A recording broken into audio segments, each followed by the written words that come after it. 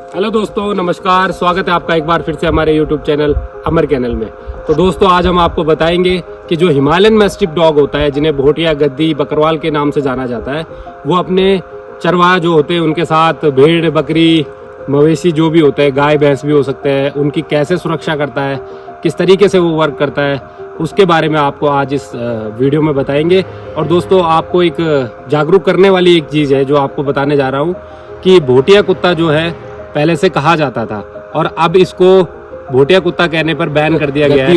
गद्दी एक समुदाय है, बकरवाल एक समुदाय है, भोटिया एक समुदाय है, और हम इस जो हिमालयन मैस्टिफ डॉग को है उस समुदाय के नाम से बुलाते हैं, जो कि एक बार के लिए काफ़ी गलत भी है। मेरी उन लोगों से बात हुई जो लोग भोटिया जनजाति से बिलोंग करते हैं, उनका कहना है कि आप इसको भोटिया कुत्ता नहीं बुलाओगे, क्योंकि भोटिया उनका एक समुदाय है और उसको कुत्ते के नाम से बोला जा रहा है।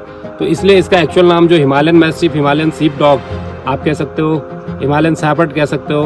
और पुराने के टाइम के लोग क्या होता था कि जो भोटिया लोग होते थे, गद्दी लोग होते थे, इनका जो काम होता था वो बकरी पालन या पशुपालन होता था। और पशुपालन में इसकी सुरक्षा करने के लिए ये जिस डॉग को अपने साथ पालते थे, तो आम लोग, जो आम जनता है, उसको भोटिया के नाम से थी। जैसे कि भोटिया घोड़ा उनके पास होता था, बकरी होती थी, और कुत्ते को भी भोटिया कुत्ते के नाम से बुलाते थे।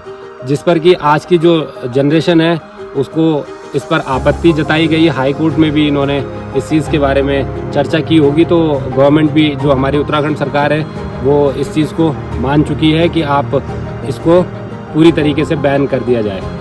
और अगर ये अभी तक बहुत सारे लोगों को इस चीज़ के बारे में पता नहीं होगा, तो आपके खिलाफ कभी कभी FIR दर्ज भी हो सकती है, अगर आप ऐसे बोलते पाए गए कहीं। इसको कौन सी जाति का घोड़ा बोलते हैं? हाँ जी। कौन सी जात का है ये तो जी भोटिया है, भोटिया घोड़ा है ना ये? हाँ। तो भोटिया के पास क्या क्या रहता है? कुत्ता रहता है, कुत्ते रहते हैं, बकरी रहते हैं, बकरी याक रहते हैं, याक भी रहता है। याक भी रहते हैं। बिल्कुल।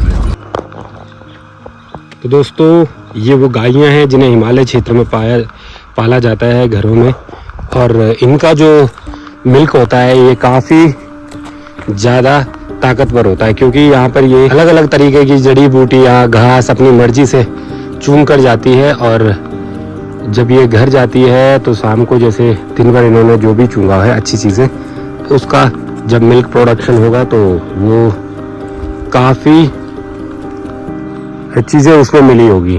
तो इसीलिए दोस्तों, यहाँ की जो गायें होती है उनका दूध में जो का पौष्टिक तत्व होते हैं वो काफ़ी ज़्यादा होते हैं। और अब यहाँ पर लोगों ने थोड़ा सा जर्सी की मिक्स ब्रीड पालना भी शुरू कर दिया है, ताकि दूध का जो प्रोडक्शन है वो ज़्यादा हो सके, परंतु उनको भी जंगल में ही इसी तरीके से छोड़ा जाता है चुंगान के लिए। और दोस्तों, इन सब की सुरक्षा के लिए इस ऐसे घने जंगलों में लोग भोटिया डॉग पालते हैं। ये गायें जैसे दूध देने वाली होती है तो वो शाम को घर जाती है, अदरवाइज वो जंगलों के एरिया में ही रहती है। और इस हिमालय क्षेत्र में लोगों के जो घर होते हैं वो काफ़ी दूर दूर होते हैं, और दूर दूर घर होने की वजह से उन हर किसी लोगों को एक ना एक डॉग पालना होता है, ताकि वो अलर्ट कर सके रात को जंगली जानवर, जैसे यहाँ पर भालू होता है और आपका लेपर्ड होता है, जिसका काफ़ी आतंक होता है यहाँ पर। तो इन चीज़ों के लिए बचने के लिए, इनसे अलर्ट रहने के लिए डॉग पाले जाते हैं, जिनको हिमालयन मैस्टिफ कहा जाता है।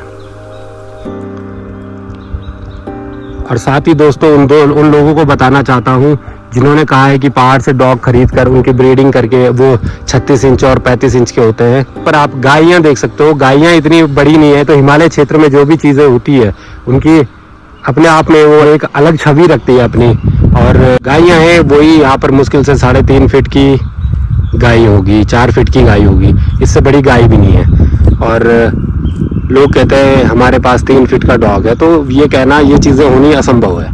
अगर ये किसी पर्टिकुलर किसी क्षेत्र में जाने से उनकी लंबाई चौड़ाई में कुछ वृद्धि भी हो सकती है, कुछ इंक्रीमेंट आ सकता है हाइट में, तो वो दोस्तों थोड़ा बहुत 19-20 का ही फर्क हो सकता है, अदरवाइज इतना बड़ा फर्क होना मुश्किल है, इम्पॉसिबल है। तो चलिए दोस्तों, अब आपको मिलेंगे नए ब्लॉग में, जिसमें हम आपको बताएंगे कि हमारे हिमालयन मैस्टिफ कैसे बाहर की जगह पे लोग उनमें मिक्सिंग कर रहे हैं, कैसे नेचुरल उनमें मिक्सिंग हो रही है, क्या उनकी प्योरिटी होनी चाहिए, इन सब पर चर्चा करेंगे अगले ब्लॉग में। तो बने रहिए दोस्तों चैनल पर।